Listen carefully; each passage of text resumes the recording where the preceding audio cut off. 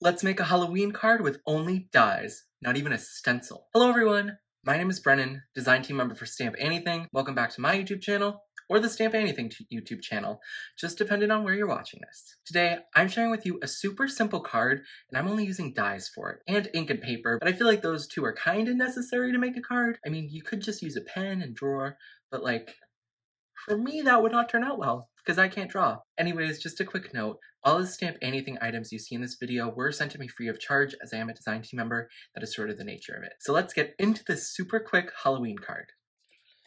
So today, we're going to be using the Cityscape Builder from Stamp Anything, and this came out with the Bewitched release. We're also going to be using the Spooky Sentiment die, which came out with the Beetlejuice release last year. But I wanted to bring this in, and I believe it's on sale currently for $5, so just a little note. But these are the two main things we're going to be using today. While this Cityscape Builder die set has a ton of different dies, we're only going to be using these two here to make our background. You'll see how very shortly. So what I'm going to do is I have the two dies, and these kind of look like clouds, but I don't think they're technically clouds. What I'm going to do is I'm going to cut out a bunch of strips that will end up looking like this. I want to have enough of them to cover my card base. We're going to do like a little bit of ink blending on them, and we're going to create a really nice Halloween card. So I'm going to cut a bunch of these out and have enough to cover our card base. I'd rather have more than enough than not enough, so I'm probably going to do 2 card fronts worth of them just to ensure I can cover my card base. So I've die cut our pieces of paper out, and I used a piece of paper that was 5.5 by 8.5 originally, and that got us 4 pieces. So now I have my card base, and I think what I'm going to do is when I layer this all, I'm going to put this one like that, and then I'll just figure out the rest as we go. It'll probably end up looking something like this. Something like it, not exactly. But now I want to ink blend on these to give them a little bit of color. Since we're doing a Halloween card, I thought it was only fitting to do some orange and purple ink blending. So for these 2 pieces, I'm going to go in with some Guppy ink from Simon Hurley. I'm going to try to get a nice gradient from the bottom being the darkest to the top being the lightest.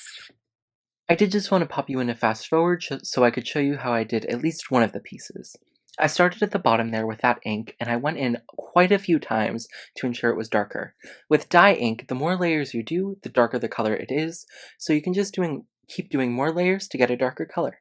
So I just kept doing that and worked my way to the top, and you'll see that gradient there, and my first piece is just about done. And there's our second orange piece done. And now with these 2 remaining pieces, I'm going to do the exact same thing with some Crown Me ink, also from Simon Hurley. Now that I have all of my pieces ink blended, I want to add a little bit of water spritz, so I thought it would be perfect just to align them up again. It's not going to be perfect because they're a little bit bent from being on that sticky mat, but hey, I'm trying my best. I'm just going to take my Tim Holtz spritzer, and I'm just going to gently spray over these, and Simon's inks are water reactive, so we will start to see that reaction. Especially on the purple one since it's a little darker, so that lift will be greater, but we'll still see it on the orange one too. And as that all lifts, I also want to add a little bit of white splatter.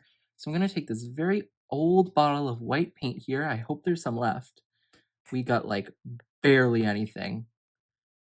We're running on fumes here, people. Okay, there we go.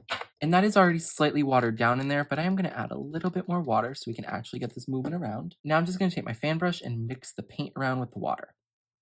Once that's fully incorporated, I'm going to tap a little bit off first, just because you can sometimes get big blobs like that one, and I don't want that on here. So I'm just going to make sure to tap that off. And now I can just tap on this white paint right onto our pieces. Now I'm just going to set these all off to the side to dry. So I hit these pieces with the heat gun just to ensure everything is dry, so we can now get to putting the pieces onto our card base. So I might not actually need all 3 of these. And I'm also noticing that these pieces are slightly smaller than my card base, so I'm just going to quickly see if I have a different card base. I have another card base that these do align perfectly with, so that's great. So what I'm going to do here is I'm just going to start gluing these down. And I'm realizing I might only need 3 and not 4, and that's okay. So we're going to put our first piece down that has that regular edge here. I'm just going to align that up with the edges of the card base. And we can just press that down. Now, I'm going to go with the first purple piece here. Might be the only purple piece, just depending on how this goes. And I'm also going to glue this down. So now we can go in with this orange one.